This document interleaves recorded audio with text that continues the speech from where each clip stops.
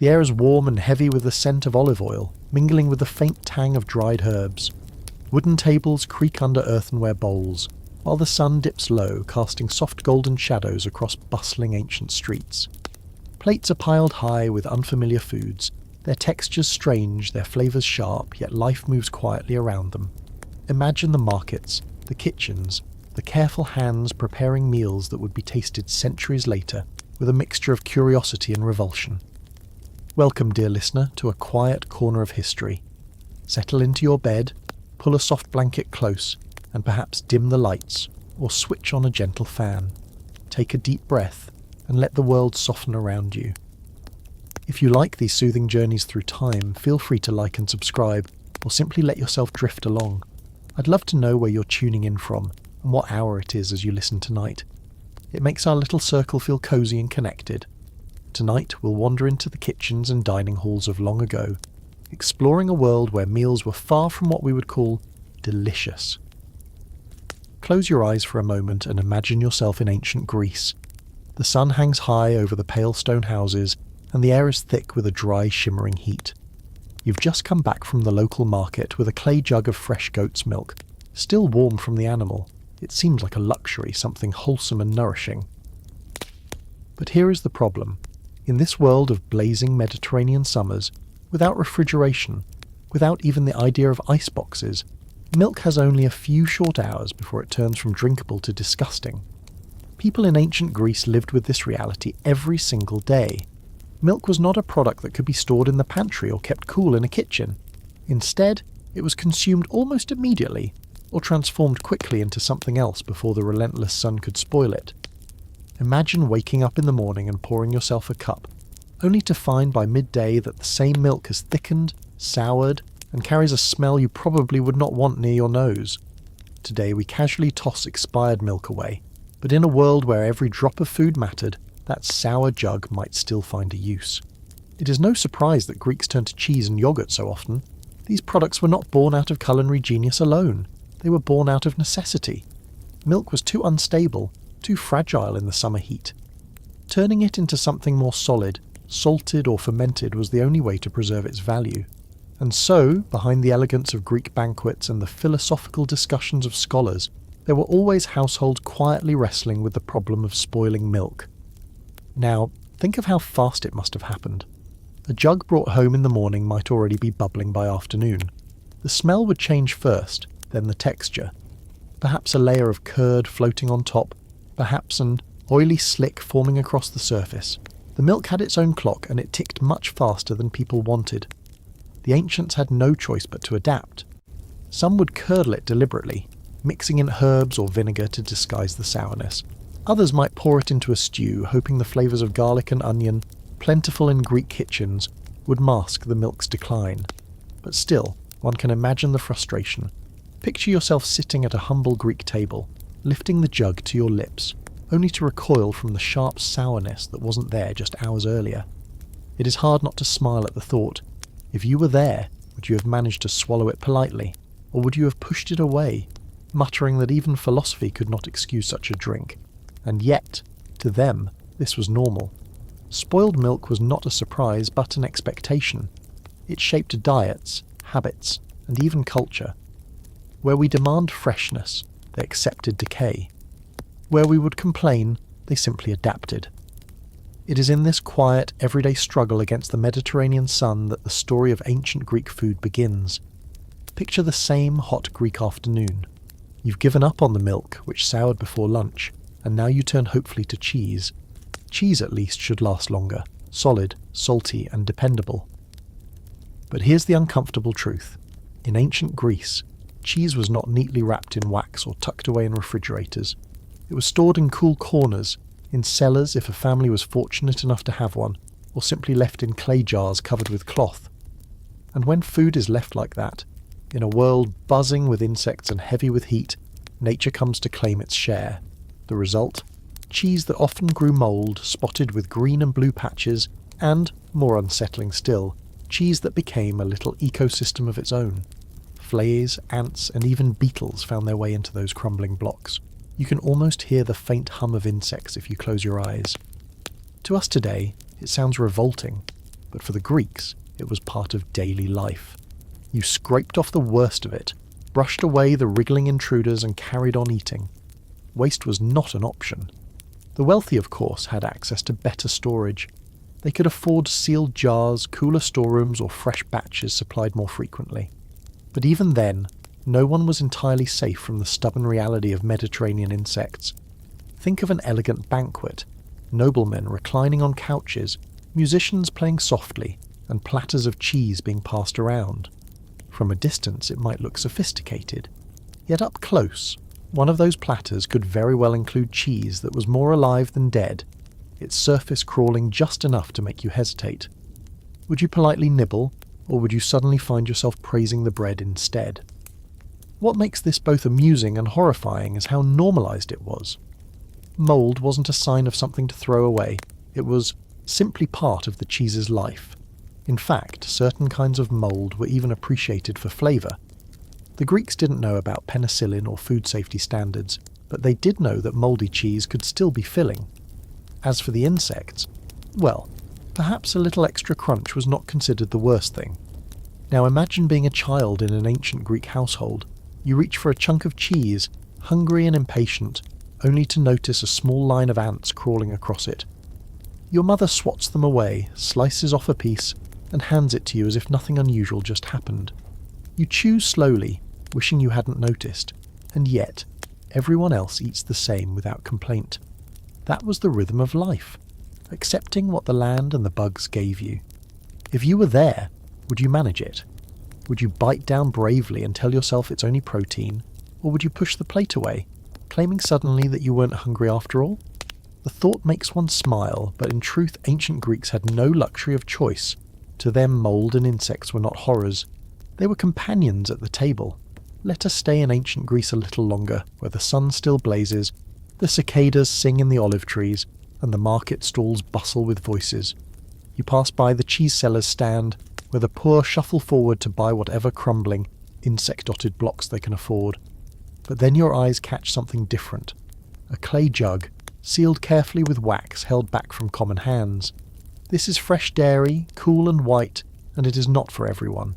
It is for those with silver coins, with servants to fetch it quickly, and with storerooms cool enough to keep it safe. Fresh milk, in particular, was almost a luxury item. Only the wealthy could enjoy it before it spoiled, because they had the means to consume it immediately, or to transform it into something else under the best conditions.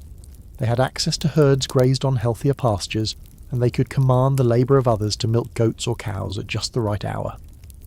While poorer families stood in line for what was already turning sour, the elites reclined in shaded courtyards, sipping milk or eating soft cheeses before the summer heat could claim them.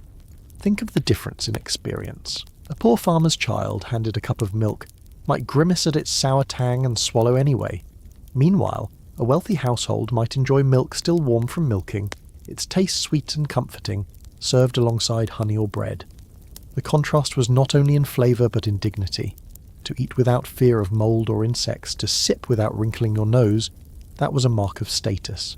And yet, even for the rich, the battle with time never entirely disappeared.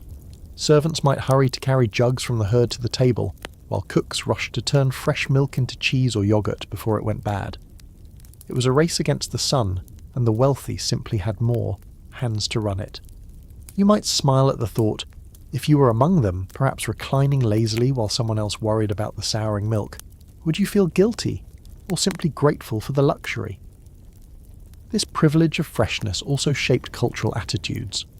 For the elite, fresh dairy became a symbol of refinement, something that separated them from the ordinary masses. To be offered fresh cheese at a banquet was not just about taste, it was about prestige, about showing that the host had the wealth and connections to provide what others could not. Food in ancient Greece was never just food. It was a statement of status, survival, and even power. So while most of the population learned to scrape mould, swat flies, and disguise sourness with herbs, a small circle of the privileged enjoyed dairy as it was meant to be, smooth, sweet, and unspoiled. That gap between fresh and spoiled, between luxury and necessity, tells us much about how ancient societies worked. In the end, the story of dairy in Greece was not simply about milk, it was about class. Step away from the world of spoiled milk and mouldy cheese, and follow me now to another corner of the ancient Greek diet, one that might challenge your stomach even more. Imagine large clay vats lined up in the sun, their lids slightly ajar, releasing a smell that clings to your clothes and your hair.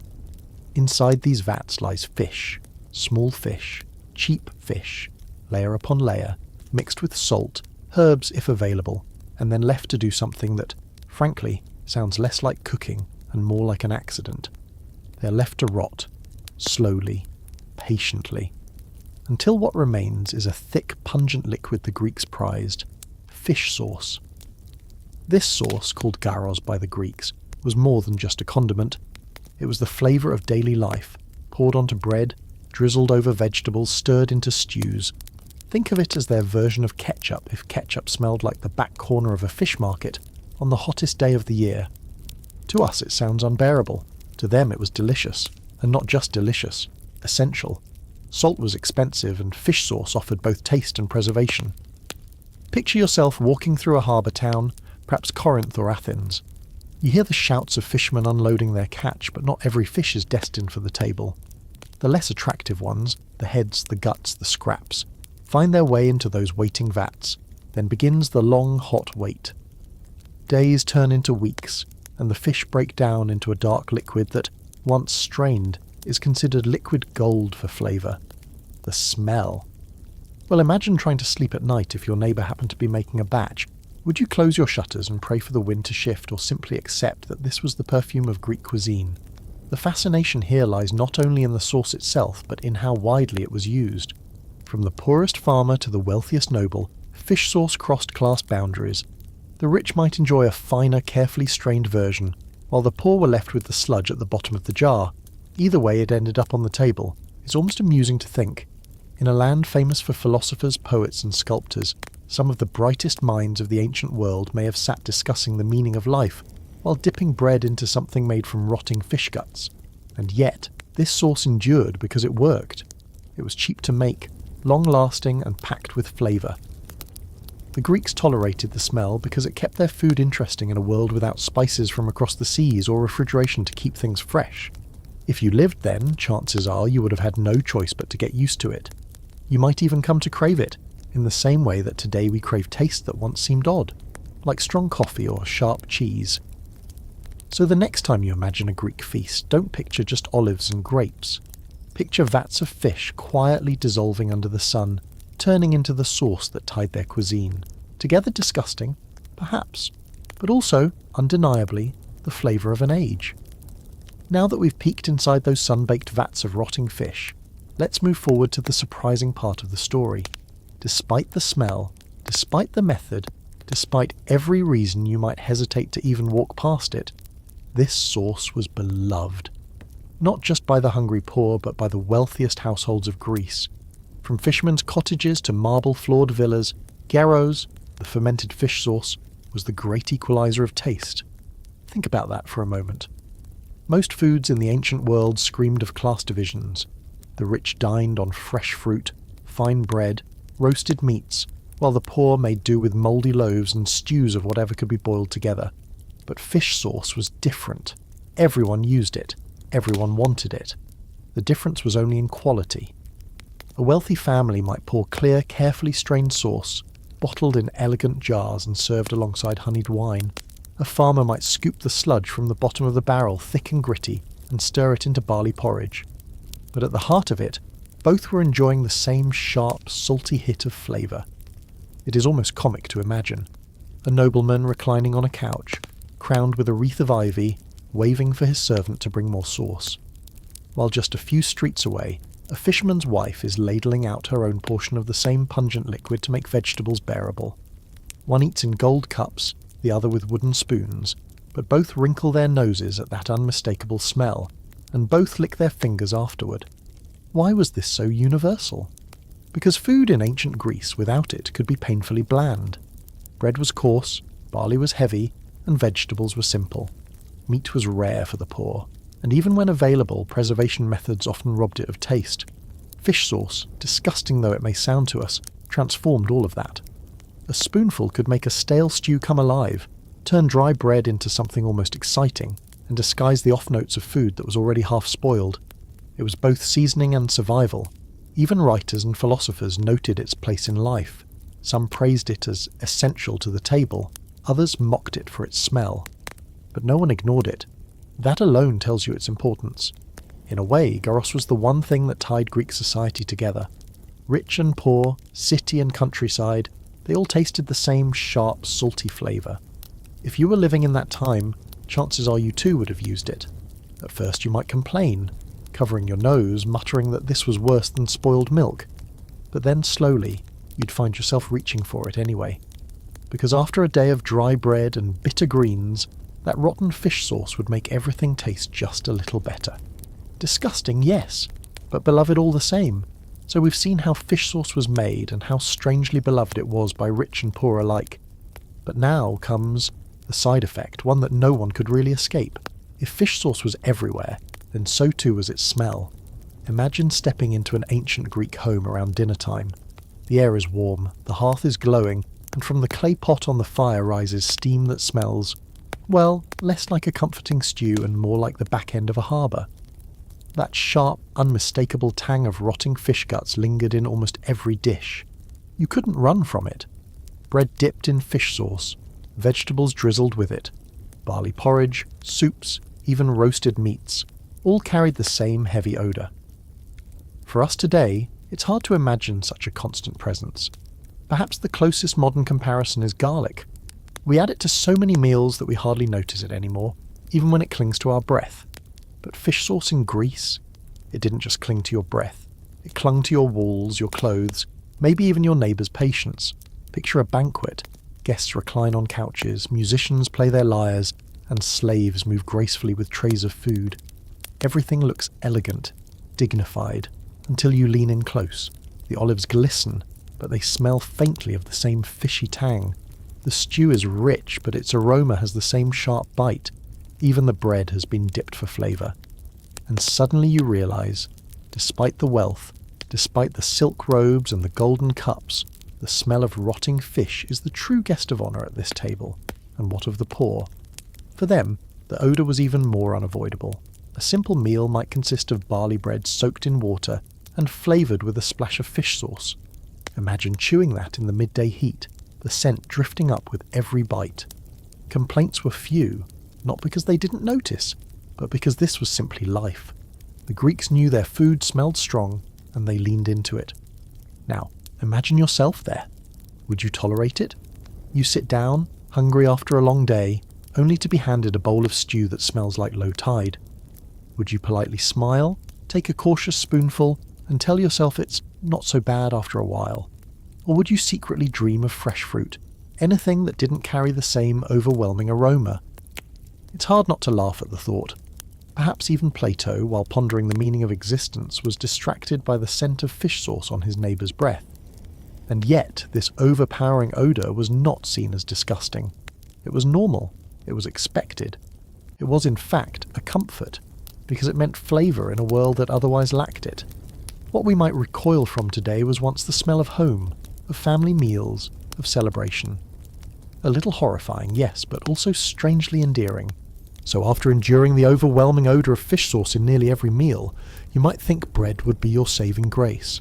Simple, plain, wholesome bread. Surely that would provide some relief. But in ancient Greece, bread was not the fluffy, golden loaf we picture today. No, it was something else entirely. And it began, unfortunately, with old grains. You see, grain storage in the Mediterranean wasn't exactly perfect. Farmers harvested barley and wheat, but they didn't have the luxury of modern silos or neat packaging. Grain sat in pits, in jars, in warehouses where heat, humidity and pests had plenty of opportunity to work their mischief.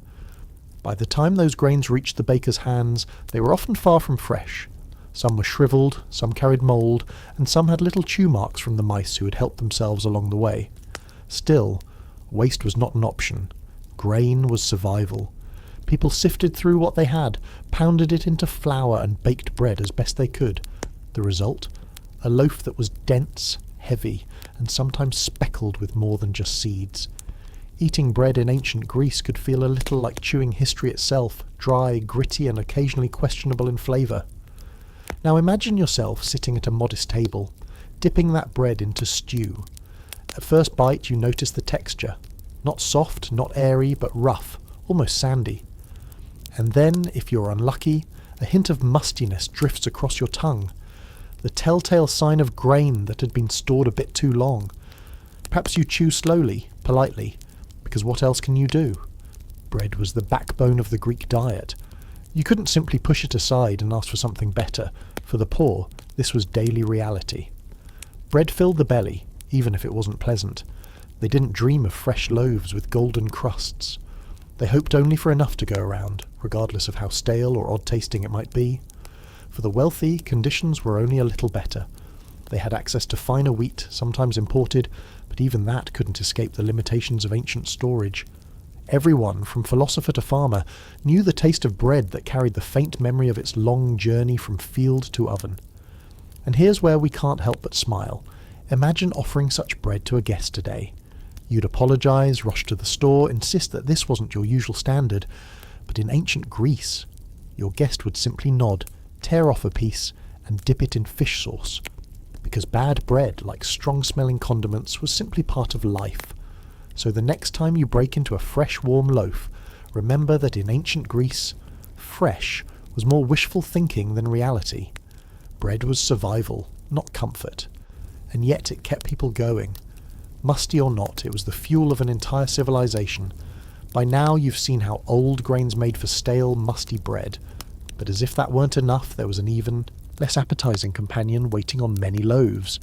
Mould. Yes, fungus was as common on bread in ancient Greece as butter is on ours today, only far less welcome. Picture a loaf baked in a smoky clay oven, left on a shelf in a warm Mediterranean home.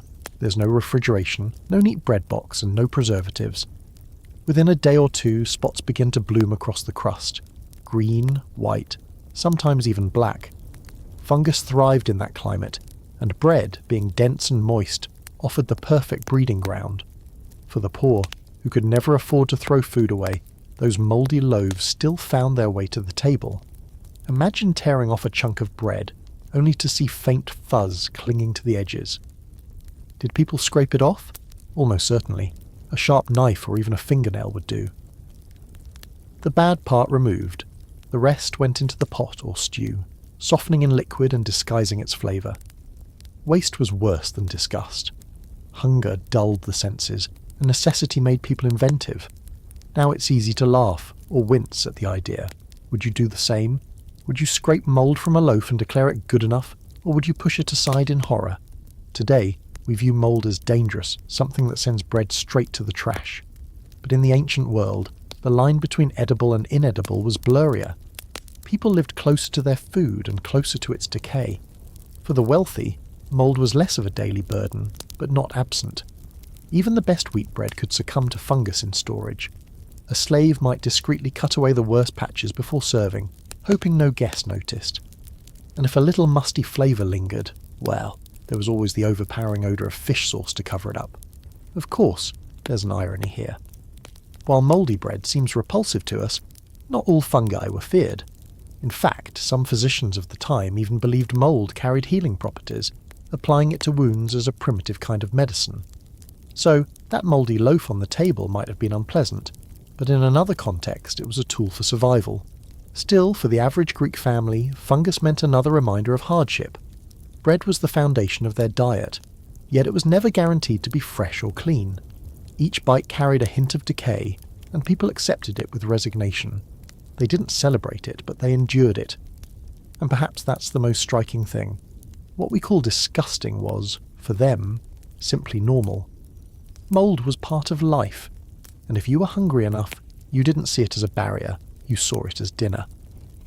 After imagining mouldy loaves and stale barley bread on the tables of the poor, it feels only fair to step into another world entirely, the dining halls of the wealthy. Because while most Greeks chewed their way through dense, gritty, and sometimes mould-speckled bread, the rich had access to something far more enviable: clean, fine bread. This bread wasn't made from barley, the grain of their common folk. It came from carefully sifted wheat, producing a flour so pale and smooth it almost glowed. Bakers worked the dough with skill, shaping loaves that baked evenly in clay ovens and emerged soft, light, and fragrant. Compared to the rough slabs eaten by the poor, these loaves seemed like little miracles. Imagine being invited to a wealthy household for dinner. As you recline on a couch, a servant brings out a basket lined with linen. Inside are loaves of gleaming white bread, their crusts golden, their aroma warm and comforting. You tear off a piece, and for once the bite is soft, airy, and free of grit or must. No mould to scrape, no stale bitterness to disguise with stew. Just clean, fine bread, the kind you could savour on its own. But of course, only a select few ever tasted this luxury. Fine bread was a symbol of status. It wasn't just about flavour, it was about what it represented. To serve it was to show guests that you had wealth, connections, and the means to import the best grain.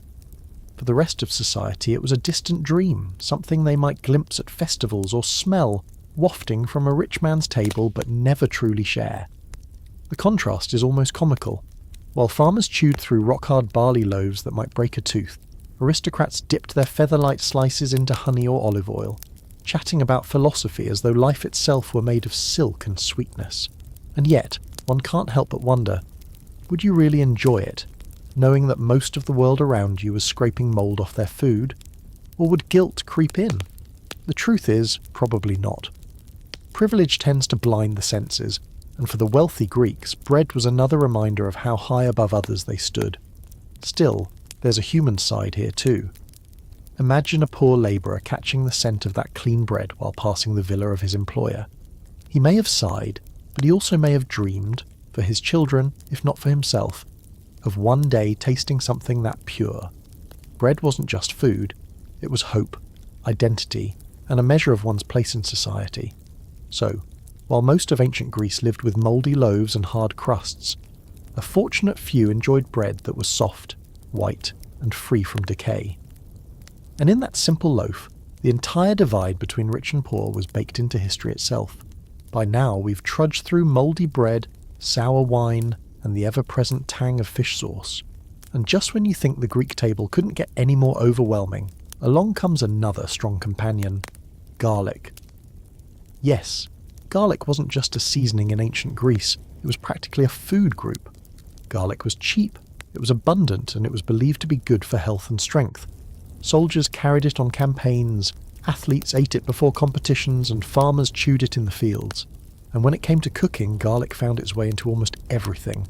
Stews simmered with garlic, vegetables were mashed with garlic, even sauces already reeking of fermented fish might be sharpened further with a clove or two. Imagine sitting down to dinner. You lift a bowl of steaming barley porridge, only to find its simple grains laced with garlic.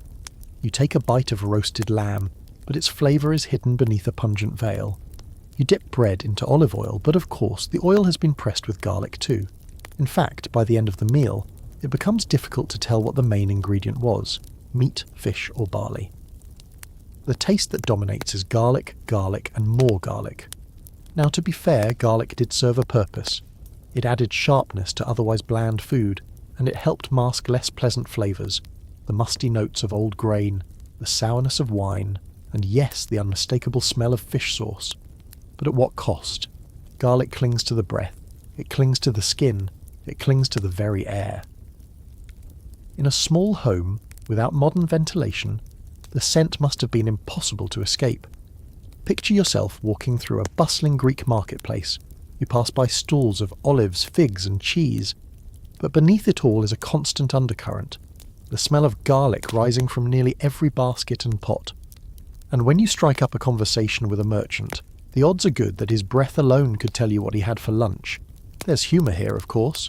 We all know the awkwardness of too much garlic, how one clove too many can linger the next morning. But in ancient Greece, this wasn't a rare misstep. It was daily life. Husbands, wives, neighbours, even philosophers debating lofty ideas, everyone carried the same pungent perfume. One wonders how many of Socrates' sharp exchanges were made sharper by the garlic drifting across the symposium table. And yet, despite its overpowering presence, garlic was beloved. To the Greeks, it wasn't disgusting. It was vital. It gave strength. It gave flavour. And it gave a sense of familiarity to meals that might otherwise feel dull or harsh. It was, in a way, the great equalizer. Rich or poor, soldier or farmer, everyone shared in the pungent reality of garlic. So, while we might wrinkle our noses, the Greeks embraced it fully. Garlic was not just seasoning, it was part of who they were. Flavour, medicine and identity, all wrapped in one tiny clove. So, we've established that garlic found its way into nearly every dish. But what happens when everyone is eating garlic all the time? Well, one side effect was unavoidable: the breath. Ancient Greece was a land where conversations were close, marketplaces were crowded, and social gatherings meant reclining shoulder to shoulder at a symposium. And into that closeness came the sharp, unmistakable wave of garlic breath. Imagine walking into a symposium, one of those famous Greek drinking parties. The couches are arranged, the wine is flowing, the music is soft in the background, but as soon as you lean in to hear a friend's witty remark, the air between you isn't filled with perfume or wine, it's filled with garlic. Strong, sharp, lingering garlic. You laugh politely, but inside you wonder whether the story was funny, or if the garlic fumes made your eyes water. It wasn't just among the wealthy. In the marketplace too, garlic breath was a constant companion. Merchants haggled with buyers, their voices carrying over the clamour, but their breath carried further still. A farmer arguing over the price of grain might unintentionally overwhelm his customer long before the deal was struck. And in the fields, when labourers shared a quick meal, the garlic they ate in common meant they all worked together in the same pungent haze. Now, here's the tricky part. Garlic was praised for its strength-giving qualities, but its smell was also mocked. In some comedies of the time, playwrights poked fun at characters who reeked of garlic, treating them as coarse or uncivilized. Lovers, too, were warned to avoid it before certain meetings, because nothing could spoil a romantic moment quite like a breath strong enough to empty a room. Picture yourself in that world. You've just finished a meal, rich with garlic-seasoned stew, and now you're off to see a friend. Do you greet them warmly, forgetting what lingers on your tongue, or do you keep a cautious distance? Did people then develop the same self-consciousness we feel today after too much garlic? Perhaps they did. Perhaps an awkward silence fell now and then, not because of lack of conversation, but because no one wanted to breathe too close. And yet, for all the social embarrassment it could cause, garlic breath was inescapable. Everyone carried it, from the poorest farmer to the most refined philosopher. You could laugh at someone else's breath, but only until you opened your own mouth to speak. It was a shared inconvenience, woven into the fabric of daily life. So, while modern people rush for mints, gum, or mouthwash, the Greeks had no such remedies. They simply accepted it. A sharp laugh, a stronger drink, or perhaps leaning just a little farther away from one another, these were their solutions. And in time the embarrassment softened, becoming just another part of what it meant to live and eat together in ancient Greece. After all the talk of overpowering flavours and strong breath, it's worth asking, why was garlic so common in the first place? The simple answer is cost. Garlic was cheap, and for the lower classes of ancient Greece that made it indispensable. When you couldn't afford fine wheat bread, imported spices or sweet honey, garlic was the one flavour that lifted otherwise bland meals into something memorable. Imagine a poor family in a small Greek village. Their daily meal might be a thin barley porridge or a hunk of stale bread softened in water. Without seasoning it would be dull, heavy and monotonous, but crush a clove of garlic, mix it with a little olive oil, and suddenly that same food has bite. It wakes up the tongue, stirs the appetite, and makes survival a little more bearable. In this way, garlic was more than just food. It was dignity, a way to transform scraps into something that felt like a meal. For labourers, garlic was also practical. It was believed to give strength and stamina, so farmers ate it before long days in the fields, and soldiers before battle. Was it true? Perhaps not, but the psychological boost was real. And when you're lifting stones or tilling soil from dawn to dusk, even the idea of strength can be as important as the thing itself. Still, garlic carried a kind of stigma. The wealthy enjoyed it, yes, but sparingly, mixing it into sauces or using it as medicine. For the poor, though, garlic wasn't an option. It was a necessity. A necessity has a way of leaving its mark. To eat garlic daily was to smell like garlic daily, and so garlic breath became associated with poverty. In literature and jokes, the rustic villager with garlic on his tongue became a stock character, a symbol of rough manners and low status. Picture the contrast. At a symposium, a wealthy man might sip fine wine and nibble on clean wheat bread, spiced with a touch of garlic for taste. Meanwhile, across town, a farmer sits cross-legged on the floor of his home, dipping his hard barley bread into a bowl of garlic paste. Both men eat garlic, but one as a luxury, the other as survival. And the difference lies not in the flavour itself, but in the choice. Would you mind the stigma if it meant your family didn't go hungry? Most likely you'd accept it as the Greeks did, and perhaps you'd even laugh at the irony that the same pungent clove was both mocked and beloved, a flavour of the poor and yet a seasoning that no table, rich or humble, was truly without. So garlic became the cheap flavouring of the lower classes, yes, but also the bridge that connected all of society. It was the taste of survival, pungent and proud, lingering in every home, on every breath, across the whole of ancient Greece. And as we let the warmth of the story wrap around us like a gentle blanket, imagine for a moment the quiet world outside your window. Perhaps somewhere in the USA on a misty morning hill, dew clinging to the grass, a lone lantern flickers softly through the fog. Far to the north, in Canada, a small cabin rests beneath heavy snow, smoke curling lazily from its chimney, the stillness broken only by the whisper of wind through pine trees. And across the globe, in Egypt, a quiet courtyard glows under the soft moonlight, palm fronds swaying gently, and the distant call of night birds drifts through warm desert air. Thank you for sharing this hushed journey with me, letting our minds wander together through these quiet places. If you feel like it, you can softly leave a note in the comments about where you're listening from, and what hour it is for you right now. And now, with our senses gently settled, we return to the story, letting the rhythm of the past guide us. So, we've already seen how in ancient Greece, animals like cows, goats and donkeys were often too valuable alive to be eaten. But when people did get their hands on meat, it wasn't always the kind you or I would expect. In fact, some of the creatures that ended up on Greek plates are the very ones we'd wrinkle our noses at today. Take dogs, for example. Yes, dogs. In certain regions and certain times, dogs weren't just companions, they were food. A scrappy, half-wild animal roaming near the village might end up in the cooking pot. Not often, and certainly not with universal approval, but enough that it happened. Imagine the awkwardness. One family treats the dog as a loyal guard, while another family quietly sees dinner. And then there were donkeys and mules. Today they're thought of as hard-working beasts of burden, not a meal. But in ancient Greece, if circumstances demanded, or a festival feast promised enough mouths to feed, even these animals might be roasted. The meat was tough, the flavour strong, and chewing it was probably a workout in itself. Still, hunger does not argue. A donkey in life pulled carts and ploughs, a donkey in death filled bellies. Other creatures might surprise us even more. Hedgehogs, for instance, occasionally made it onto the menu. The method? Cover them in clay, roast them in the fire, and peel away the spines with the hardened shell.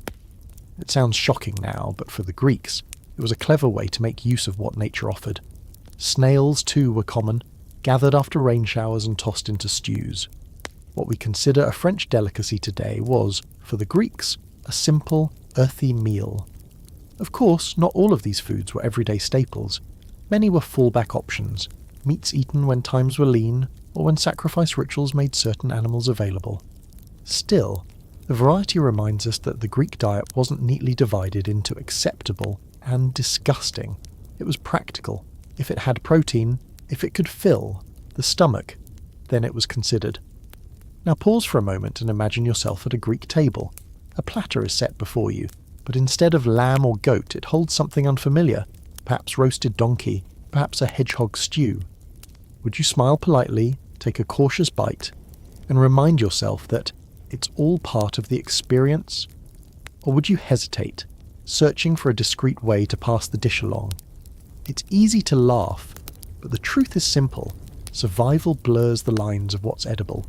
The Greeks ate animals we might find shocking not out of cruelty but out of need. And who knows? Perhaps they thought our modern habits just as strange. Refusing perfectly edible creatures while filling markets with processed snacks might have puzzled them greatly. So in the end, meat was rare, precious, and sometimes surprising. For ancient Greeks, the menu could include animals we'd never consider food today. For them, it was sustenance. For us, it's a reminder that history always carries flavours we might struggle to swallow. So far, we've seen how everyday meat was scarce, and sometimes drawn from animals we'd never dream of eating today. But for most Greeks, the real taste of meat didn't come from the household pot at all. It came from the marketplace, or more often, from the great festivals that punctuated the year. Picture yourself wandering through an ancient Greek agora, the bustling marketplace at the centre of town. Stalls are set up beneath the sun, shaded by cloth awnings. You hear the chatter of vendors, the clink of coins, and the rhythmic sound of knives at work.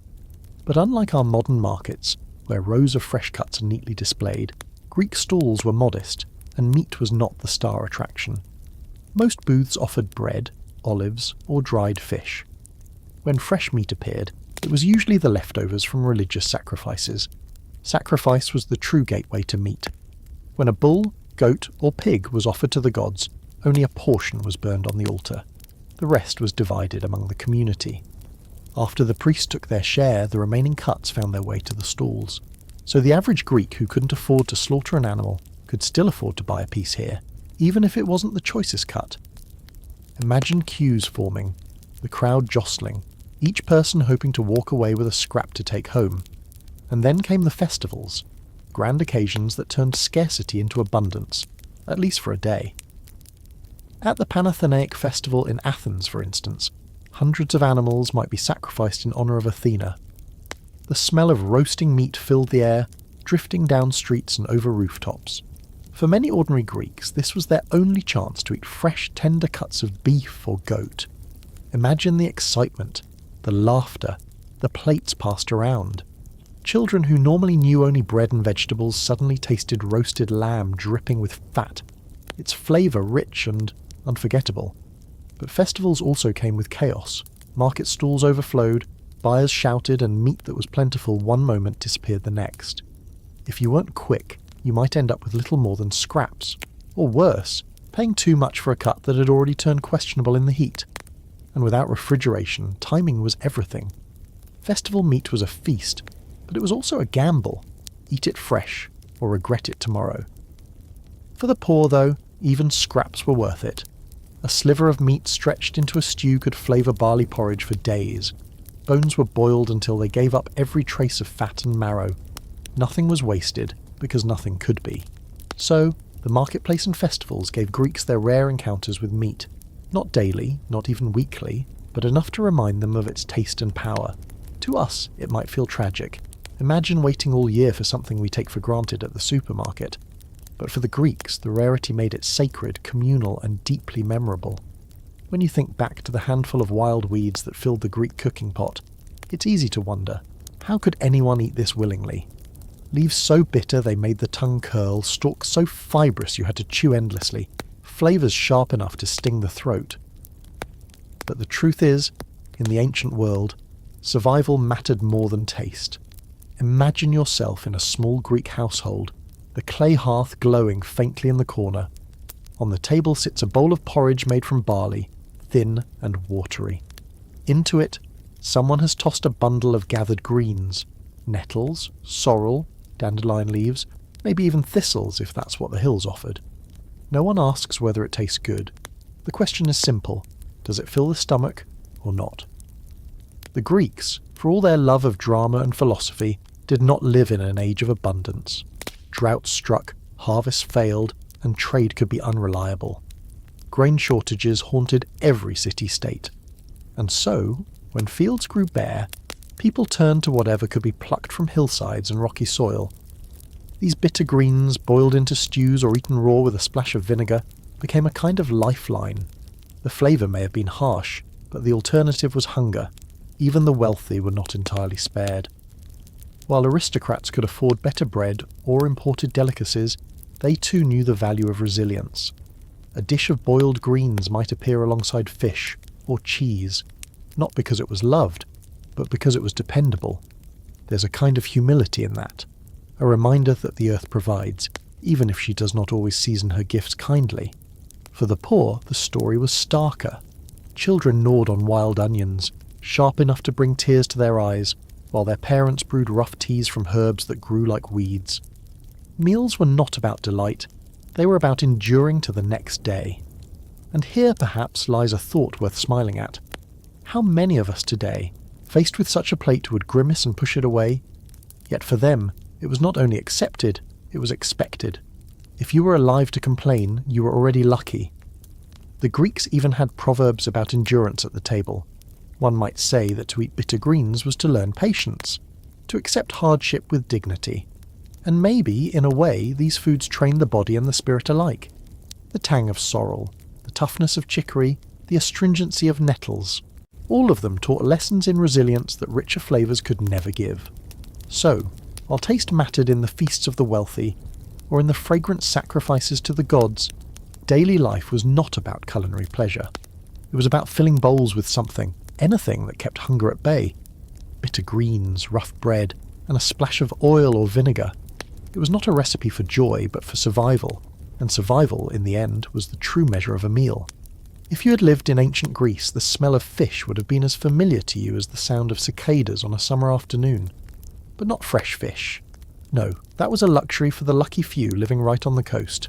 For most people, fish meant one thing: slabs of it buried deep in salt, transformed into something that was less like food and more like survival rations. Picture it. Along the shorelines, fishermen haul in nets heavy with sardines, anchovies and mackerel. The catch is abundant, but there's a problem. No ice, no refrigeration, and the sun already blazing overhead. By the time those fish reach a village inland, they'd be inedible. The only answer? Salt, poured over the fish until they vanish beneath thick white crystals like bodies being entombed. Workers stacked them in layers, fish upon fish, salt upon salt, pressing them down into jars or wooden barrels. Days later, the salt would have drawn out the moisture, shrivelling the flesh, turning it rubbery and sharp with brine. This was not food to savour, it was food to endure. But it kept, and that was all that mattered. Imagine opening one of those jars after a month in storage. The smell would rush out in a wave so strong it might make your eyes water. Salty, sour, almost chemical. Yet to an ancient Greek family it was a promise. Here was protein that wouldn't spoil, a kind of insurance against hunger in lean seasons. Meals built around salted fish were hardly glamorous. A small strip might be chopped into a stew to flavour barley gruel, or mashed with herbs into a paste spread over coarse bread. Children nibbled at it carefully, their lips puckering at the intensity. Still, it gave strength. It was the sort of food you didn't enjoy, but you were grateful for, and though it sounds unpleasant to us, salted fish was everywhere. Soldiers marched with it packed into their rations, farmers carried it into the fields, merchants shipped barrels across the sea, because salt did what the Mediterranean sun could not. It preserved. Fish became portable, durable, almost eternal. Of course, the method had its flaws. Too much salt and the flesh turned brittle. Too little, and rot crept in. Somewhere between, there was a balance that preserved the catch without destroying it entirely. But this delicate line meant that many unlucky Greeks knew the taste of fish that had gone a little too far, harsh, sour, or edging toward rancid. Yet still, they ate. What choice did they have? So the salted fish, with its powerful taste and longer life, became a cornerstone of the Greek diet. It was not the food of joy, nor of celebration, but the food of necessity, buried, brined, and carried wherever life demanded. If salted fish was a lifeline in Greece, then the sea was its delivery road. Barrels packed tight with layers of anchovies, mackerel or tuna travelled across the Aegean, loaded onto wooden ships bound for ports both large and small. But the problem with preserved food, especially in an age without modern oversight, was that not every shipment arrived in good condition. Some arrived foul, so foul in fact that entire marketplaces could reek of their stench. Picture a cargo vessel rocking gently into Piraeus, the bustling harbour of Athens. The sailors look relieved. Their long journey is over. On deck are rows of jars and barrels, each promising the one food that could travel well.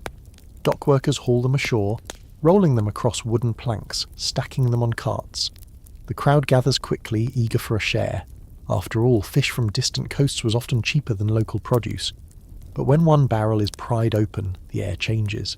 A wave of odour bursts out, sharp and sour, something between vinegar, ammonia and decay.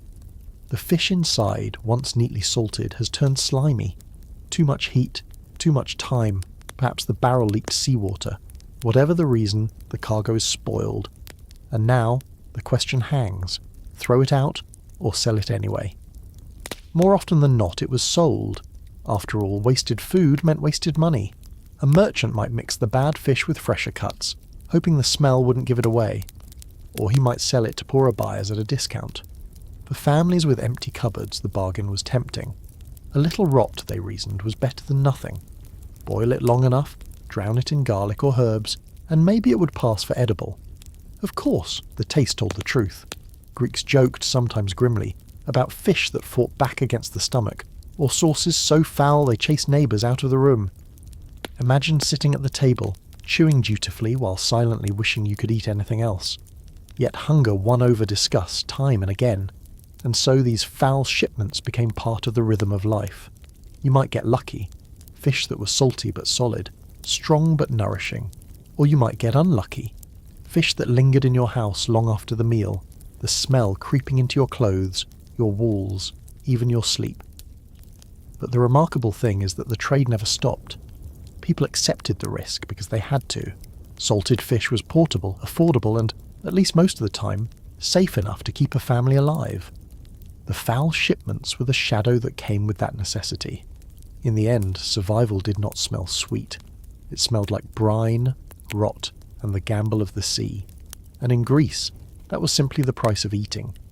By now, it's clear that garlic wasn't just a seasoning in ancient Greece. It was practically a way of life, and nowhere was this truer than among the poor. For the wealthy, garlic was a flavour to sprinkle here and there, sometimes even avoided for its harshness. But for common folk, it was a staple, the backbone of the kitchen, the one ingredient that could make a thin stew or stale bread feel like a meal. Picture a modest Greek household. The walls are plain, the hearth is small, and on the table sits a bowl of barley porridge. Watery, grey, and bland. Without garlic, it's little more than fuel, something swallowed without joy. But with garlic, suddenly it becomes a dish with character, a clove crushed with a stone, stirred into oil or vinegar, and the whole pot takes on a sharp, lively bite. It doesn't make the food luxurious, but it makes it bearable. For the poor, who couldn't dream of honeyed cakes or imported spices, garlic was the great equalizer. It was cheap, it grew easily in poor soil, and it lasted long once harvested. A few bulbs strung together could hang in a kitchen for weeks, ready to be plucked whenever hunger demanded. Even workers in the fields carried cloves in their pockets, chewing them raw to ward off hunger, cold, and exhaustion. The taste was fierce, but it gave them strength. There was also a kind of pride in this simplicity. To eat garlic was to eat like the earth itself, harsh, honest, and without frills. Philosophers sometimes mocked garlic breath, but they also acknowledged its power. It was the food of soldiers, farmers, and labourers, the people who built and defended the cities. Garlic might not have been glamorous, but it was practical, and in a world where practicality meant survival, that mattered more than elegance. Imagine how many meals would have passed in silence, broken only by the crunch of bread dipped into a garlicky paste, or the hiss of vegetables frying with chopped cloves over the fire. Day after day it was the rhythm of survival. Children grew up with the taste. Families leaned on it when other foods ran scarce, and entire neighbourhoods carried the unmistakable scent of it. But garlic as a staple also had consequences. The strong odour lingered not just in kitchens, but in people themselves. Breath carried it, clothes absorbed it, and gatherings became clouded with the sharp aroma. If you had lived in that world, you might not have noticed. It was simply part of daily life. Still, for those who sought elegance, garlic's humble ubiquity was both a blessing and a social curse. In the end, garlic as the staple food of the poor wasn't about choice, it was about necessity. It filled the gaps, masked the blandness, and turned survival into something a little more flavourful. Harsh, yes. Overpowering, certainly, but essential all the same. In the sunlit valleys and rocky hills of ancient Greece, one thing was more precious than gold, more valuable even than olive oil or grain. That thing was clean, drinkable water. Today we take it for granted. You twist a tap and clear water flows. But for the Greeks, water was not so simple. It was scarce, unreliable, and often unsafe. Imagine yourself in a small village on the edge of Attica. The summer heat has baked the earth until the soil is cracked, the fields dry, and the air shimmers. You feel your throat tighten with thirst, but where do you go? There is no fountain waiting with fresh, cool water. Instead, you must walk, sometimes miles, to a well or spring. And when you get there, you are not the only one. Villagers gather, jars in hand, hoping the source has not yet run low. In dry seasons, streams slowed to a trickle or disappeared entirely. Springs that once gushed now yielded muddy puddles. Wells could run dry, and when they did, people had no choice but to scrape from what remained. Stale water from cisterns, runoff from the hills, or rain collected in jars. It was water, yes, but rarely clean. Travellers wrote of water so brackish it tasted of salt, or so cloudy it carried sand on the tongue. And beyond the taste there was danger. Stagnant water bred sickness. Animals fouled streams. Wells near crowded settlements often seeped with waste. You could drink, but you gambled with your health each time. For the poor there was no alternative. For the wealthy there was at least the chance to seek better sources. This scarcity shaped daily life. Women and children spent hours fetching and carrying jars. Farmers prayed not only for rain for their crops, but for rain to refill their stores. A hot summer could mean not just wilted fields, but aching thirst and sickness in the home. Perhaps this is why the Greeks developed such a careful relationship with water. They respected springs, often treating them as sacred. Nymphs were said to dwell in them, guarding their life-giving power. Wells, too, became community treasures. And yet, for all this reverence, the reality remained. Clean water was never guaranteed. And so, people turned to alternatives. If water was cloudy or suspect, why not mix it with something else to mask the taste, or even kill the lurking dangers within? This is where wine began to step forward, not as a luxury, but as a necessity. Diluted, it stretched farther, and compared to the risks of foul water, it seemed almost safe. The scarcity of clean water didn't just shape thirst, it shaped culture, ritual, and daily habits. It made every drink a decision, every well a point of worry. And it set the stage for a society where wine would flow not only at feasts, but at the family table, because water alone could not be trusted. If scarcity of water was one problem in ancient Greece, pollution was the other. For even when water was plentiful, when rivers swelled in spring or cisterns brimmed with rain, it wasn't always the kind of water you could safely drink. In fact, much of it was dangerous. Imagine standing beside a Greek river in the 5th century BCE. To your eye, it sparkles in the sunlight, tumbling over stones with a lively sound. But step closer, and you see the truth. Animals drink from its banks. Herds trample through its shallows. Waste from households drifts downstream, and workshops dump their dye-stained runoff into its flow. To drink from such a river might quench your thirst in the moment, but it could also bring stomach pains, fever, or worse. Cisterns, too, were far from pure.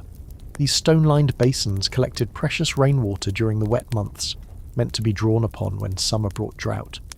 But stagnant water was a breeding ground for problems. Leaves rotted at the bottom, insects hovered above, and if the cistern was near a crowded home, there was always the risk of contamination from waste seeping through the earth. The water might appear calm and inviting, but one sip could betray you. The Greeks knew this. Writers often warned of bad waters, noting that certain springs brought illness rather than health. Physicians like Hippocrates even studied the effects of water quality, advising that some sources made people sluggish, sickly, or weak. To live in a city meant learning to navigate not just where food came from, but which water could be trusted. For the poor, however, there was little choice. They drew from whatever source was closest, even if it was tainted. Buckets filled at the riverbank, jars dipped into cisterns. Anything to keep the household supplied. They might boil the water or flavour it with herbs to disguise its taste, but the risks remained. And when disease spread through neighbourhoods, water was often to blame. The wealthy fared better. With servants to fetch from distant springs or villas built near cleaner sources, they had a buffer against the worst dangers. But even they weren't immune. Festivals, travel and military campaigns often forced everyone, rich and poor alike, to drink from questionable rivers or communal cisterns. This constant uncertainty shaped habits. People rarely drank water on its own unless it came from a source known for purity. Instead, they mixed it, stretching it with wine, flavouring it with honey, or using it in broths where other ingredients masked its shortcomings. Pure water was the dream. Mixed or disguised water was the reality. And so, while rivers flowed and cisterns filled, they did not promise safety. The Greeks learned early that water was a gamble, and like any gamble, it could cost dearly. Out of this fear and caution grew a habit that defined their culture: the choice to reach not for a cup of water, but for a jug of watered wine. By now it's easy to see why the Greeks began to mistrust water. Too scarce to rely upon, too often polluted to drink safely, it carried as much danger as relief. But the Greeks were nothing if not inventive, and they found an answer in a surprising place: wine. Now don't imagine rich goblets overflowing with sweet vintage. That was for the wealthy, for feasts and sacrifices. For most people, wine was not about luxury. It was about safety. They didn't drink it pure either. In fact, to sip undiluted wine was considered almost barbaric. Instead, the custom was to mix wine with water, creating a drink that was weaker, lighter, and most importantly, less risky. Imagine yourself in a modest Greek home at dusk. A clay jug sits on the table, half filled with river water drawn earlier in the day. On its own, the water is cloudy, carrying a faint, earthy smell. No one wants to drink it plain. But then someone pours in a measure of wine, sharp, dark, and strong. The two swirl together, changing colour, changing taste. Now the smell of the wine masks the water's flaws, and perhaps the alcohol even kills whatever unseen dangers lingered within. The result is not a fine vintage, but a drinkable cup that feels safe. This habit carried over into daily life. Farmers heading into the fields took skins of watered wine with them. Soldiers on campaign relied on it just as much as their bread and salted fish. Even children sometimes drank diluted mixtures, for in a world where water could betray you, a little wine seemed the lesser evil. The practice also shaped culture. At symposia, the famous Greek drinking parties, men reclined while servants mixed wine and water in great bowls called craters. Too much wine meant chaos, but the right mix created conviviality, laughter, and conversation. What began as necessity became ritual, a balance between danger and pleasure. And for the poor, the custom was even more practical. Cheap, sour wine was still easier to find than clean water. Even the dregs at the bottom of amphorae could serve the purpose, stretched with enough water to last through the week. It wasn't pleasant, but it was better than falling ill from a foul cistern. Think for a moment about the irony. We, today, avoid watering down wine because it feels like spoiling it. But for the Greeks, the water was the spoiler, and the wine was the cure. A splash of grape transformed a risky liquid into something not only drinkable, but communal, cultural, and deeply Greek. So, when you picture ancient Greece, don't imagine people constantly sipping pure wine in golden cups. Picture instead the clay mug on a family table, half water, half wine, bridging the gap between necessity and tradition. It was a simple solution, born of scarcity and danger, that turned survival into ritual. If wheat was rare, barley was common. The ancient Greeks leaned upon it daily, for it grew in places too poor for wheat, too dry, too rocky. Barley did not demand as much from the soil, and so it filled granaries when other crops failed. Yet it was never the food of pride. To eat barley was to accept necessity. Picture a millstone turning in the dim interior of a small village house. A woman bends over it, her hands steady, her shoulders straining as she grinds dry kernels of barley into a coarse meal. The sound is rough, a low scraping, the rhythm repeating over and over. This was women's work, unending, and it shaped their days. The flour that results is not fine like wheat flour. It is coarse, flecked with husk, heavy on the tongue, but it is enough. From this barley meal came the simplest of foods, flat cakes, baked on stones or over embers. Imagine the smell rising as the cakes harden, the surface browned and cracked. They are dense, chewy, filling. To modern taste, perhaps harsh, even bitter. But to a Greek farmer after long hours in the sun, they were life. A bite of barley cake, a sip of watered wine. This was the basic fuel of the poor. Barley was also boiled into porridge, another humble staple. Thick, lumpy, sometimes flavoured with a pinch of herbs or onion if the household could spare it. It was not the food of feasts. Homer himself wrote of heroes eating barley bread, but even in epic poetry it was always the meal before battle, never the prize of victory. Barley meant endurance, not glory. The difference between barley and wheat was also a difference between rich and poor. In towns and among the wealthier classes, wheat bread, soft, white, fragrant, was the ideal. In villages, barley cakes dominated, often served cold and hard. Children grew up gnawing on them, their teeth bearing the proof. To eat barley day after day was to know one's place in society. Yet there was also resilience in it. Barley cakes travelled well. Soldiers carried them on campaigns, sailors packed them on ships, and farmers took them into the fields. They could be eaten dry or softened with a splash of water or oil. In times of famine, barley outlasted wheat. In times of war, it kept people alive when other grains were gone. Even religion did not ignore barley. In rituals, it was often barley that was scattered, not wheat. The grain of the common people found its way into sacred acts, binding everyday survival with the divine. The gods, it seemed, accepted what was most ordinary, most humble. So, in ancient Greece, bread was not always soft or sweet. More often, it was a hard cake of barley, chewed slowly, washed down with diluted wine. It was not pleasure, but persistence. Not a delicacy, but a reminder that survival was built on the simplest grains, ground by hand, baked with effort, and eaten with gratitude. If barley cakes were already coarse and heavy, the method of cooking often made them worse. Baking in ancient Greece was not the controlled science it is today. There were no neat ovens with steady heat, no timers, no even flames. Instead, villagers worked with hot stones, clay hearths, and embers. The margin between edible bread and blackened crust was always small. Picture a humble kitchen, smoke hanging low in the air. A flat cake of barley meal sits upon a hot stone sizzling faintly. The fire is uneven, some embers bright, others fading. The woman of the house must tend to children, perhaps stir a pot, perhaps grind more grain. In that moment of distraction, the bread burns. A black edge curls upward. The smell of char fills the small room, and still, it must be eaten. For the poor, food could not be wasted. A burnt loaf was not thrown away. It was scraped, softened in water or wine, and chewed despite the bitterness. Imagine biting into a bread that tastes of smoke and ash, its crust crumbling into flakes of charcoal. We might grimace, but for an ancient Greek farmer, this was part of life. The bread still filled the stomach, and that was all that mattered. Even professional bakers faced the same issue. Large clay ovens were heated by piling wood inside, burning it down to embers, and then baking in the residual heat. But controlling temperature was guesswork. Too hot and the bread blackened quickly.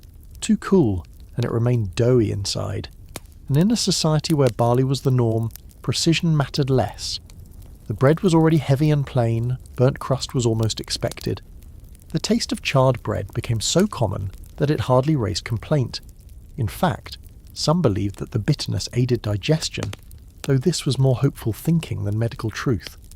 Others saw it as a mark of poverty, that one ate whatever came from the fire no matter how darkened.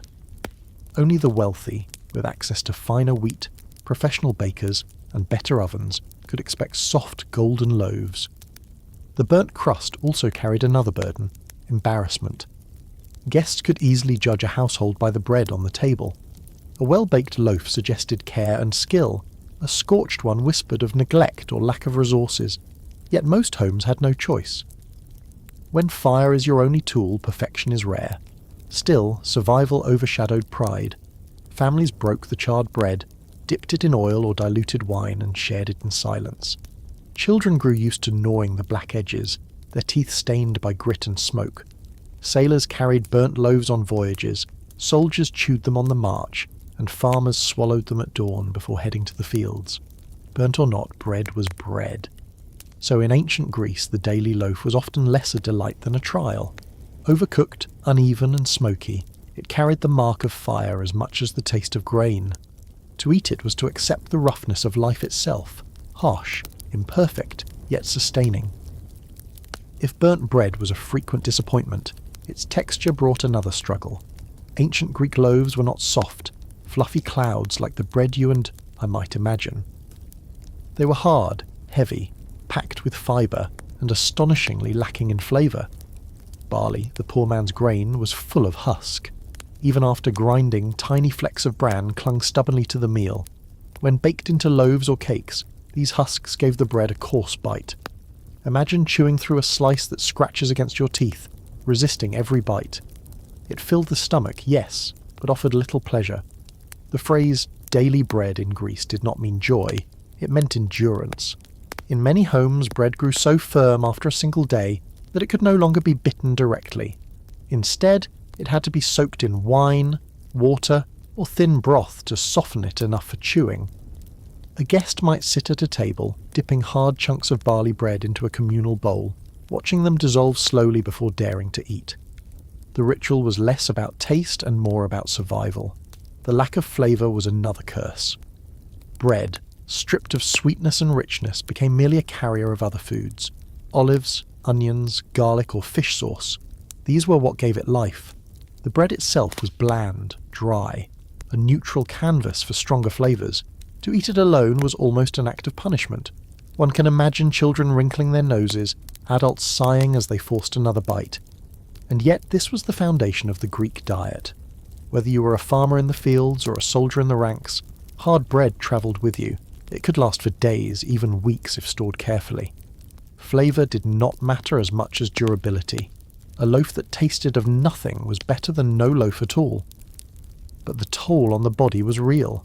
Ancient writers noted how the coarse fibre of barley bread wore down teeth, leaving mouths chipped and aching. Archaeologists today find skeletons with dental damage that speaks directly of this diet. Bread kept people alive, but it also left its scars.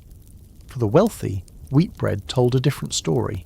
Softer, lighter, easier on the teeth, and sometimes even flavoured with honey or oil. It was everything barley bread was not. To eat such bread was to know luxury, to taste comfort in a society where most tasted only grit and fibre. The difference between barley and wheat was not just culinary, it was social. It divided classes as clearly as fine clothes or costly wine. Still the poor persevered. With every bite of hard bread they chewed on the reality of their world. Food was not about delight, but endurance. No flavour, little softness, only the rough chew of necessity. To us it might sound grim, but to them it was life itself. Hard, unyielding, and yet strangely sustaining. Bread alone could not sustain life. To soften its hardness, to add a whisper of flavour, the Greeks turned often to stew, but here, too, disappointment lurked.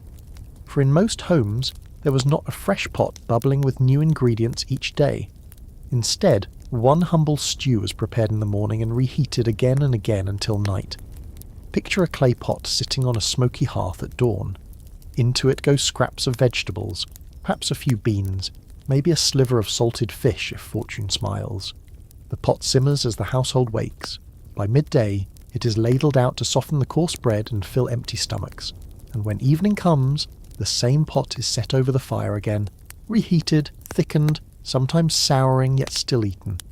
This was not the feast of painted vases or poet's verse. This was survival. The stew carried the taste of repetition. Yesterday's onions, yesterday's herbs, all merging into a heavy sameness. Imagine living in a world without refrigeration, where nothing could be saved unless salted or dried. A pot of stew, reheated until the flavour turned harsh, was still better than nothing at all. Of course, the constant reheating changed it. Vegetables lost their shape, beans turned mushy, broth thickened to a sludge. The smell grew sharp, filling the small home with a tang of sour herbs and smoke. And yet, there was no complaint. What else was there to eat? Bread and stew, stew and bread, the rhythm of daily life. There was even humour in it. One might joke that the stew had travelled through more fires than a soldier's helmet. Children could laugh at its endless return, though they ate it dutifully all the same. To us it might seem unappetizing. Imagine lifting the lid at night to see a tired, bubbling mass that had already served 2 meals. But to an ancient Greek family this was comfort of a kind. Not the comfort of flavour, but the comfort of knowing something waited on the hearth. The wealthy, of course, dined differently. Their stews might include fresh meat, aromatic spices, or olive oil to brighten the broth. But for the majority, the poor, and even the modestly well-off, stew was monotony in a clay pot. Freshness was a dream. Variety was rare. And so every spoonful reminded people of their limits. A meal reheated till night was not a culinary choice, it was necessity. It softened burnt bread, eased hunger, and stretched thin supplies into something resembling a meal. Survival often meant eating the same thing not once, not twice, but 3 times in a single day. So when you imagine ancient Greek dining, forget the painted banquet scenes. Instead, think of a pot of stew bubbling wearily for the 3rd time that day. Think of its tired flavour, its smoky tang, and the hands that dipped stale bread into it with quiet resignation. That was the taste of life, not glorious, not fresh, but enduring. By evening, the Greek stew was no longer just food. It was a collection of whatever the household could spare. Into the same pot went everything: beans, barley, onion skins, a shred of salted fish, maybe a leftover bone from yesterday. No ingredient was wasted. If it could boil, it could belong. Picture the pot itself, darkened by smoke, resting unevenly over glowing embers.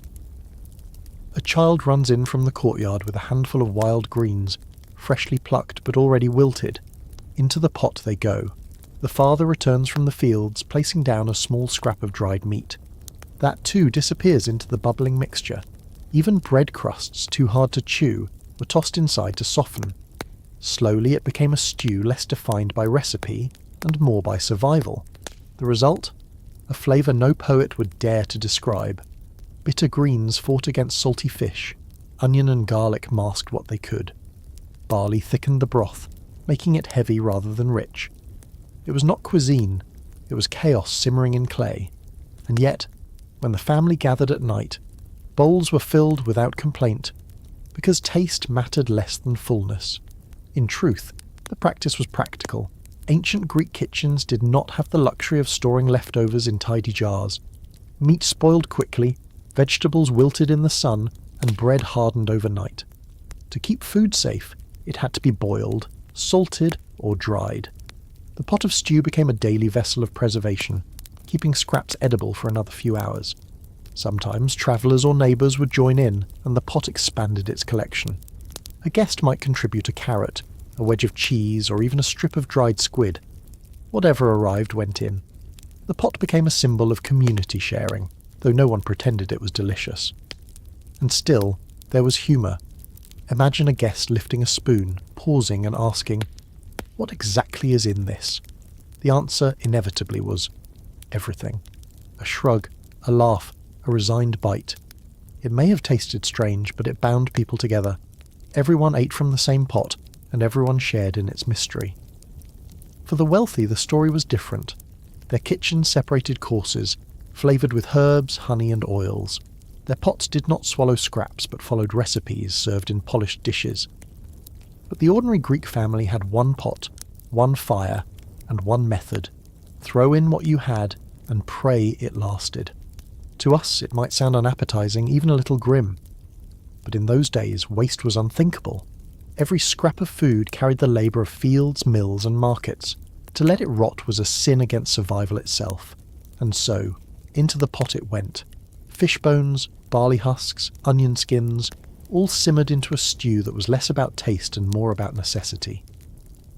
So if you picture an ancient Greek meal, do not imagine a grand banquet. Instead, imagine a single pot, steaming with a little of this and a little of that. A pot that told the story of hunger, of endurance, and of families making the most of whatever life placed in their hands. In the humble homes of ancient Greece, dinner was not a series of courses, nor was it divided neatly onto separate plates. It was one dish, one pot, one meal for everyone under the roof. Picture the family gathered around a low wooden table, or perhaps simply seated on mats along the floor. In the centre rests a single clay bowl or pot, steaming faintly, filled with the stew that has carried them from morning until night. There are no shining spoons, no elegant serving platters. Instead, hands tear at crusts of hard bread, dipping them into the pot, softening each bite in the broth before raising it to their lips. This was the rhythm of survival. The father, weary from the fields, eats quickly to restore his strength. The mother, who stirred the pot all day, takes her turn without complaint. Children squabble over the softer pieces, dipping greedily before being hushed. Even grandparents with failing teeth soak their bread longer, waiting for it to soften enough to chew. One dish bound them together, not out of choice but out of necessity. There was practicality in this simplicity. To cook one dish meant less fuel burned, less effort spent. Wood was precious, time even more so. A single pot simmering all day kept hunger at bay for the entire household, and when it was empty, there was nothing more to eat until tomorrow's pot was set upon the hearth. Yet there was also a sense of equality in it. The rich might dine on many courses, each guest with their own serving. But for the poor and modest families, one dish meant one share. Everyone ate from the same vessel, tasting the same stew, swallowing the same flavours. There were no special plates for the father or separate bowls for the children. Survival was communal. Still, the experience was far from luxurious. Imagine the stew by evening, thick, dark, carrying every ingredient tossed in throughout the day. Each bite tasted of repetition, of overcooked beans, of bitter greens wilted beyond recognition. And yet the pot was precious. Even its smell, smoky and sour as it might be, promised nourishment. Archaeologists studying ancient households find traces of this pattern. Small homes with one main hearth, one large cooking pot, and simple bowls for dipping. The material evidence matches the story. Ordinary families lived not with variety, but with one dish to sustain them. Of course, for us the idea might feel unappetizing. Imagine every dinner of your life reduced to a single stew, reheated until the flavours blurred. Imagine sharing it not on your own plate, but from the same pot as everyone else. Would you endure it? The Greeks had no choice, and perhaps that is the quiet lesson in their kitchens. Meals were not about pleasure or presentation, but about keeping every member of the household alive, one bite at a time. So when you picture a Greek family at supper, forget the banquet scenes of painted pottery. Instead, see the glow of a small fire, a single pot placed before tired faces, and the silent act of dipping bread into the same stew. One dish, one family, one story of survival. If the daily bread was hard and the family stew endlessly reheated, then what of sweetness? Surely the Greeks, like us, long for a taste of delight at the end of a weary day. But sugar, the substance that sweetens our every treat, was unknown in the ancient Greek world. Instead, sweetness came only from two sources: honey and fruit syrup. Picture a jar of honey in a simple clay pot, its golden surface glistening in the light of an oil lamp. Honey was prized, a gift from bees that required patience and risk to gather. To dip bread in honey, or drizzle it lightly over a cake, was to taste luxury. Children lick their fingers, savouring every drop. For most families, though, honey was scarce. A single jar had to last weeks if it could be afforded at all. The wealthy kept it more regularly, mixing it into wines or desserts, while the poor might only taste it on festival days. Fruit syrups offered the more common sweetness. Grapes, figs, and dates were boiled down into thick liquids, reduced until their natural sugars concentrated. The result was a dark, sticky syrup called glucose. It could be mixed with porridge, smeared over bread, or stirred into wine. Yet, like everything else, it was not abundant. A spoonful here, a drizzle there, it was enough to cut bitterness, but never enough to indulge. Imagine a child asking for something sweet after supper. Instead of candies or cakes, a parent might soften a stale piece of bread with grape syrup. The child chewed slowly, savouring the rare treat, while knowing such sweetness could not come every day.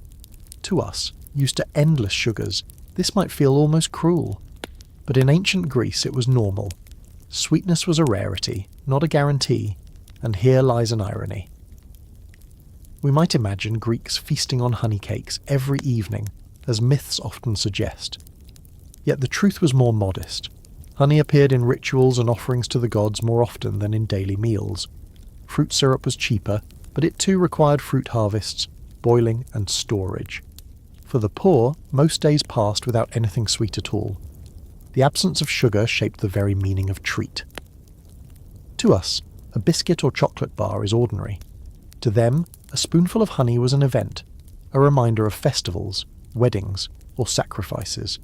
Sweetness was tied to celebration, not routine. Would you endure it? Imagine living your whole life without ever tasting sugar. No candies, no cakes, no ice cream. Only the occasional drizzle of honey, or the dark tang of boiled grapes. Perhaps you would value sweetness more. Perhaps you would savour it in ways we can barely imagine. For the ancient Greeks, that was reality.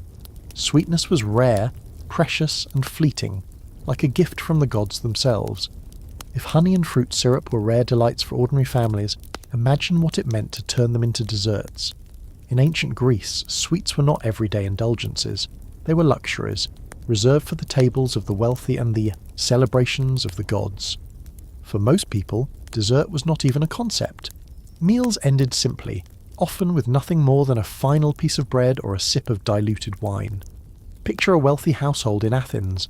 The guests recline on couches, their bellies already full from roasted meats and fine wheat bread. Now servants enter with something extraordinary. Honey cakes, glistening under the light of oil lamps. These small pastries, made with the best flour and sweetened with golden honey, are passed around the room. Guests bite into them slowly, savouring the soft texture, the sudden burst of sweetness, the way it clings to their tongues. It is a moment of indulgence, a reminder of status. Not everyone could afford such delights. For the poor, dessert was mostly a fantasy. A farmer might hear of honey cakes or fig pastries in the city, but he himself ended his day with stale barley bread dipped in thin grape syrup, if he was lucky. Festivals were the rare occasions when sweets reached wider hands. During religious celebrations, honey was used in offerings, and small treats might be shared among the crowd. For many, this was the only time they tasted anything resembling a dessert. Even in mythology, sweetness was tied to luxury and divinity. Honey was considered the food of the gods, and offerings often included honey cakes burned at the altar. Ordinary mortals could only taste a shadow of that divine gift. The message was clear. Sweetness belonged to the divine and to those wealthy enough to imitate the gods. Think of the irony. Today, sugar is so cheap that desserts crowd every shelf of every store. Cakes, biscuits, candies, they are part of daily life. But in ancient Greece, even the simplest pastry was a marker of wealth.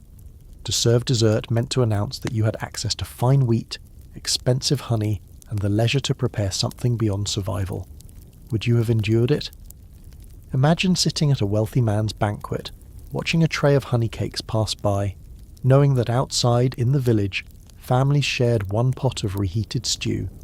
Imagine tasting such sweetness once, perhaps at a festival, and remembering it for months afterward. That was dessert in ancient Greece, not routine, but rare magic. So, when you think of ancient Greek dining, do not picture every table ending with sweets. Picture the sharp divide, the poor, with their barley bread and scraps, finishing meals in silence, the elite, reclining with honey dripping from their fingers, savouring the luxury of a world denied to most. Dessert was not just food, it was a symbol of wealth, privilege, and the distance between classes. While the wealthy nibbled on honey cakes and syrup-soaked pastries, the common people of ancient Greece faced a much less glamorous reality. For them, dessert was not about indulgence, it was about making do with whatever was on hand. And most of the time, what was on hand was not very exciting. Picture a small farming family, finishing their evening meal. There is no tray of golden cakes to look forward to, no candied fruits shimmering in honey. Instead, the children get a crust of yesterday's bread, maybe softened in watered-down wine if they are lucky. This was the closest many commoners came to something sweet. Not a delicacy, but a practical way to make stale bread edible again. Figs and dates sometimes appeared on the tables of ordinary households, but even these were not everyday treats. They were seasonal, and when the season ended, so did the sweetness. For the rest of the year, people had to find comfort in plain barley cakes or boiled grains. Imagine finishing dinner with a chewy, flavourless barley lump instead of cake. Not much of a celebration, is it? The contrast was striking. For elites, dessert was a showpiece, a symbol of refinement and wealth. For commoners, dessert, if you could even call it that, was more about survival.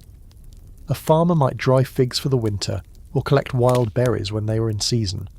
But when those were gone, there was nothing left to sweeten life.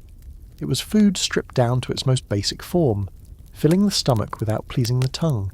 Sometimes, even when fruit was available, it was eaten without ceremony, just picked and chewed, the way one might snack absent-mindedly on a piece of bread.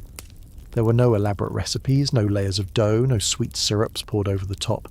Just nature, as it came, eaten quickly before it spoiled. And here's the funny part.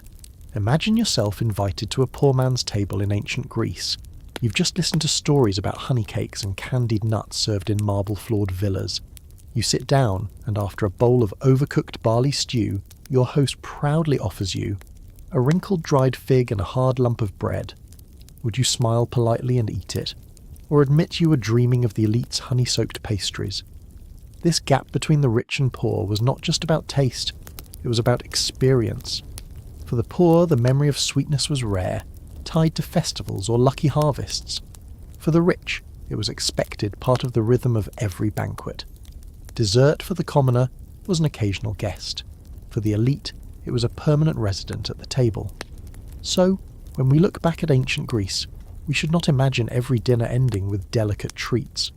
For most people, dessert was bland, boring, and sometimes non-existent. A piece of dried fruit, a scrap of bread dipped in wine. That was the sweet ending to their day.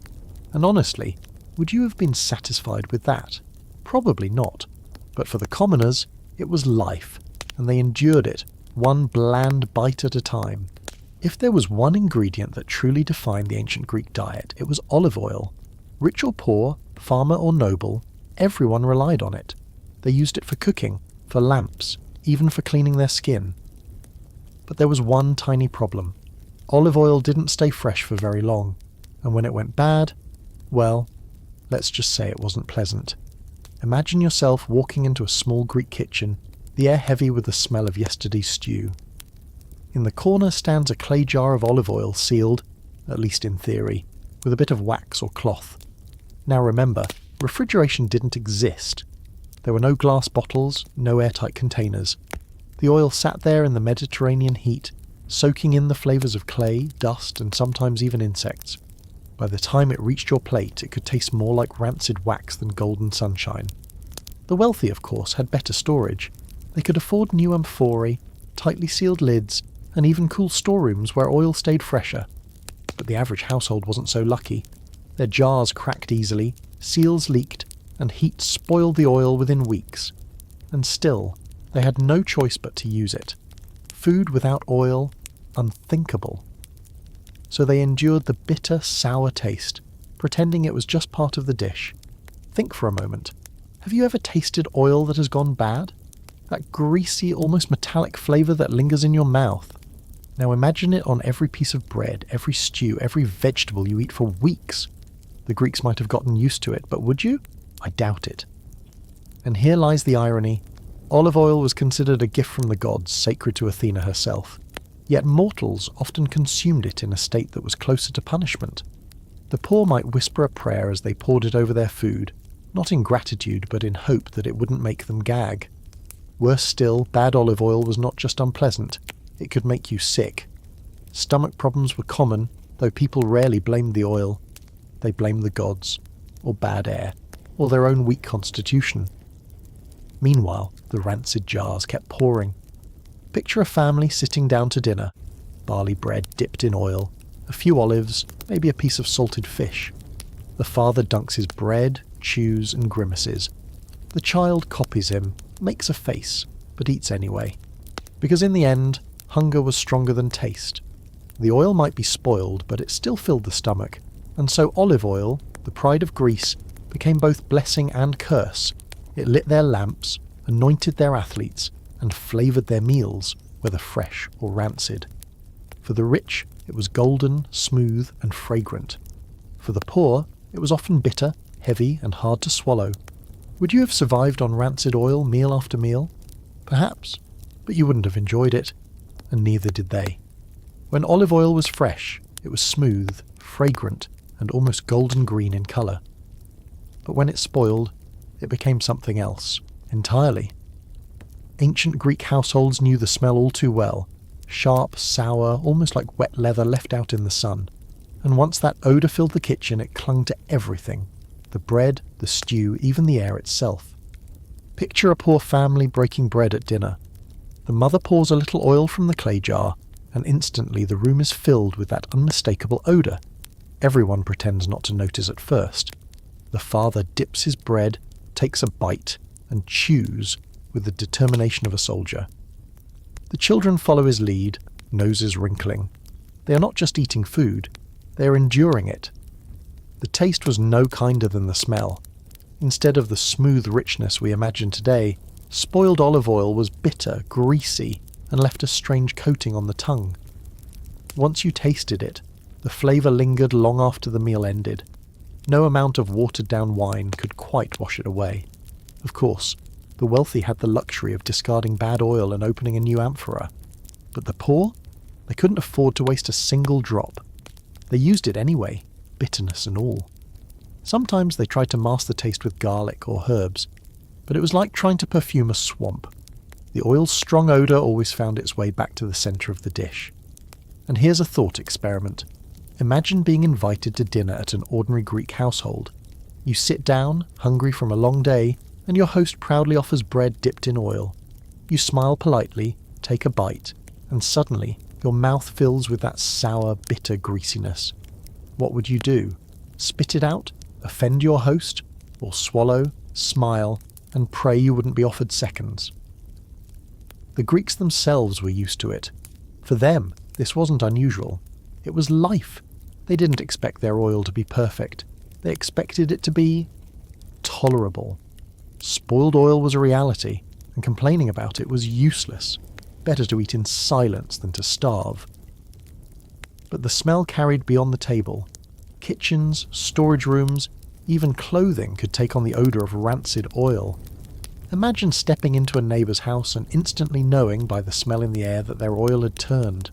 There was no hiding it. The bitterness lived not only in the food, but in the entire home. And yet, olive oil remained central to Greek culture. It flavoured meals, fuelled lamps, and anointed bodies, even when its odour was more punishment than pleasure. The irony is almost comical. A gift from the gods, turned sour by the Mediterranean heat, and poor storage. Still, it was better than nothing. So next time you drizzle fresh olive oil on your salad, remember the Greeks. For many of them, the experience wasn't golden and fragrant at all. It was bitter, greasy, and unforgettable in all the wrong ways.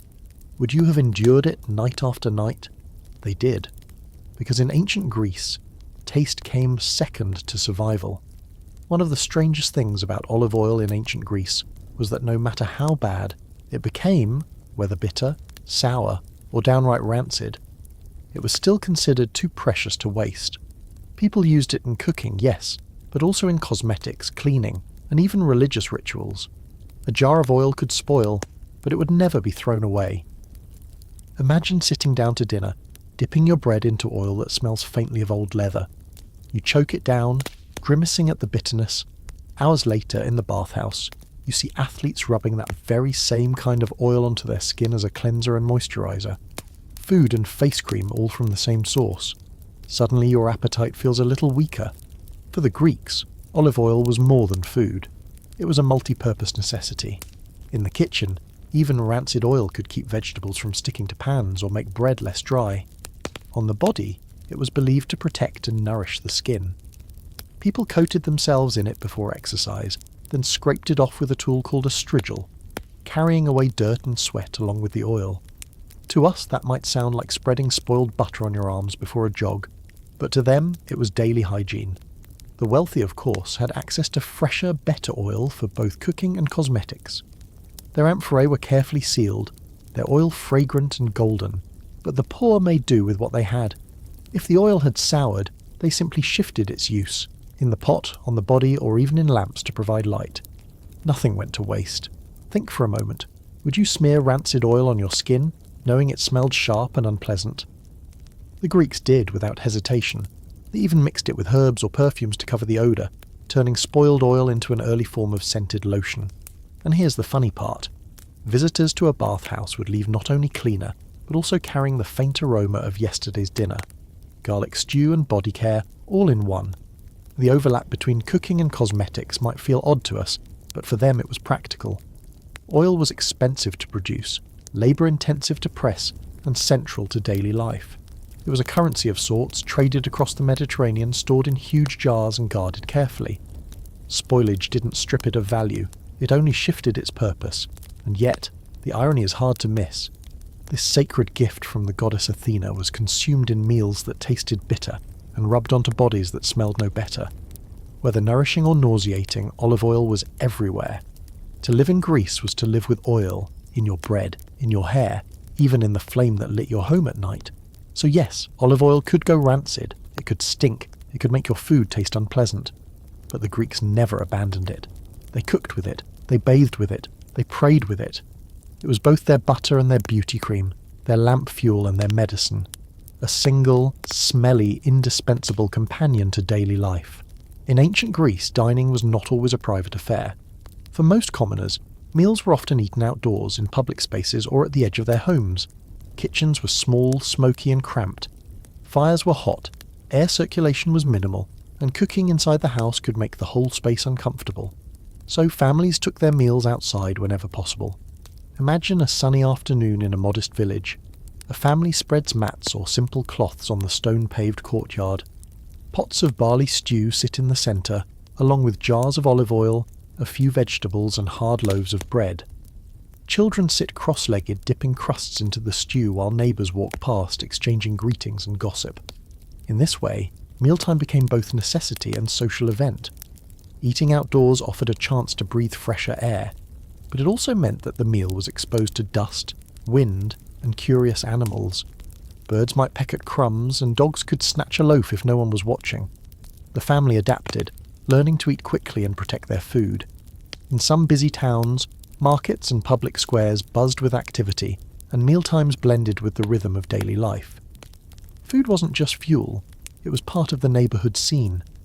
There was also a sense of practicality. Cooking large pots of stew or boiling barley required space. Fires were smoky, and kitchens were small, so outdoor cooking and eating helped keep interiors tolerable. Families could stir their pots, serve their meals, and clean up with minimal disruption. It was functional, yet also strangely communal. Passers-by might smell the garlic-heavy stew, and children would beg politely, or sometimes not so politely, for a taste. Humour and resilience marked these outdoor meals. Imagine a gust of wind flipping a pot lid, sending the bitter-smelling stew tumbling slightly, or a child dropping a bread crust and instantly regretting it as a dog snatched it. Life was unpredictable, and meals were no exception. Yet laughter and conversation softened the hardships. Eating outdoors wasn't just survival, it was a way to make daily life a little lighter. Contrast this with the elite, who dined indoors on fresh wheat bread, honey cakes, and carefully prepared dishes. For commoners, public meals were practical, communal, and occasionally chaotic. The fresh air may have improved the flavour, or at least made the strong odours of garlic, rancid oil, and reheated stew a little more bearable. So, when you picture an ancient Greek meal, imagine the warm sun on your back, neighbours chatting nearby, the aroma of reheated stew and pungent olive oil in the air, and hands reaching for crusts of bread. It wasn't luxurious, it wasn't private. But it was life, shared, noisy, and sometimes messy, yet undeniably human. Picture this. A humble Greek household sits down for its daily meal in the courtyard. The sun is warm, the air smells faintly of herbs and stew, and the family gathers on mats or simple cloths. But no matter how careful they are never alone. Tiny intruders buzz relentlessly. Flies, gnats, and other insects drawn to the scent of food and the warmth of human activity. To the Greeks, this was normal. Food was rarely covered, kitchens were open to the air, and sweet or fatty dishes were magnets for insects. The children would swat at them with small hands, laughing and shrieking in equal measure. Adults, more resigned, would wave them away politely, occasionally flicking a fly off a crust of bread. It was an unwelcome but entirely expected part of life. Imagine stirring a pot of barley stew outdoors. The aroma drifts over the courtyard, attracting not just neighbours and dogs, but a tiny swarm of persistent flies. They land on bread, hover over olive oil, and settle on scraps of fish. The family eats anyway, ignoring them as best they can. It was a daily lesson in patience and in resilience. Survival mattered more than perfect hygiene. Insects were not just nuisances, they were almost an accepted seasoning of life. Their presence highlighted the impermanence of food in a world without refrigeration. A pot of stew left too long in the heat became a battleground for flies and other tiny scavengers. Families learned to eat quickly, cover what they could, and simply endure the rest. Humour also found its place in this daily challenge. A child might try to sneak a fly off a piece of bread, only for it to return immediately. A father could joke about how the meal was well attended by winged guests, or that the insects were simply sampling the family's cooking before anyone else. Life was too serious to be spoiled entirely by a few buzzing intruders. Contrast this with modern dining. Air-conditioned rooms, covered plates, pest-free kitchens. Ancient Greeks did not have these luxuries. Flies were everywhere, and attempts to chase them away were only partially successful. But somehow they carried on. Meals were eaten, laughter shared, and bellies filled despite the persistent hum of the wings. Even the wealthy faced this problem outdoors, though they could afford better storage and fresher ingredients. For the poor, it was part of the flavour of a life, and perhaps it even taught something, that food was precious, that patience was necessary, and that life, much like insects, could be persistent and unavoidable. So, when you imagine dining in ancient Greece, don't picture an empty courtyard or a pristine table. Picture the sun, the smells of stew and bread, and the tiny, relentless companions hovering around every meal. Insects were always present, but so too was the quiet resilience and humour of the people who shared those meals. In ancient Greece, dining was rarely a private or perfectly sanitised affair. Families, neighbours, and even wandering travellers might gather round a single pot of stew, dipping bread and sharing whatever scraps were available.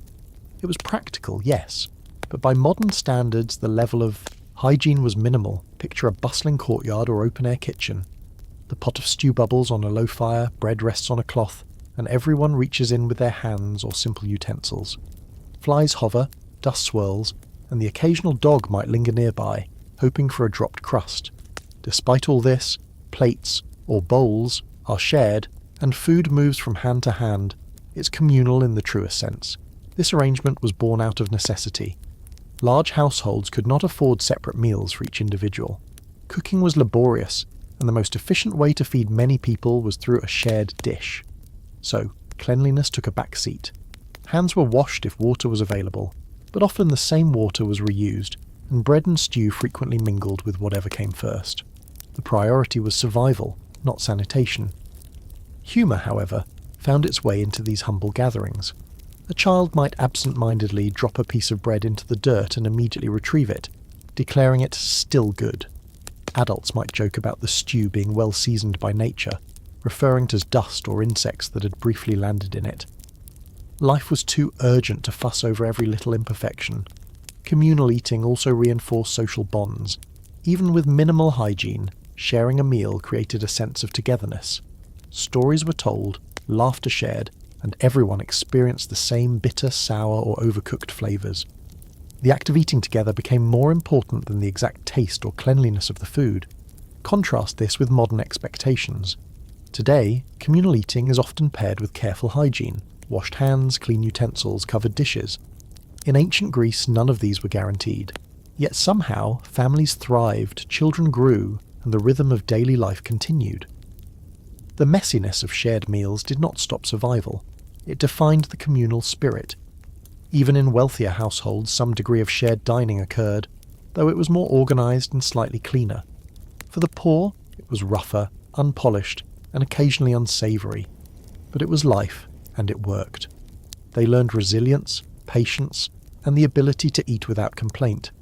So when you picture dining in ancient Greece, imagine a single bubbling pot, hands reaching in from every direction, children squabbling over the softer bits, flies buzzing overhead, and everyone sharing in the same modest feast. Hygiene may have been lacking, but the human connection, the shared survival, and the small joys of laughter and storytelling made these meals meaningful, even if a little messy. And so our quiet journey through the kitchens and tables of ancient Greece comes to a soft pause.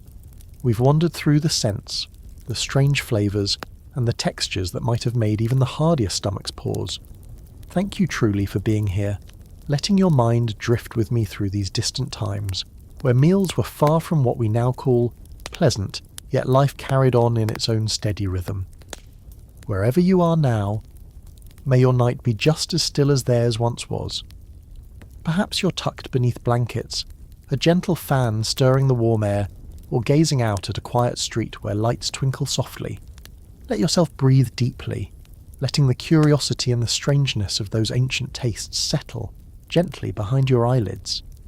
If it feels right, you may wish to subscribe, joining these quiet journeys when the world outside is hushed. And now, as the candle flickers low and the night grows deeper, let the story rest beside you, like snow settling softly on distant hills, or a warm, dim light fading slowly in a cosy room. Sleep peacefully, and let the echoes of history lull you into gentle dreams.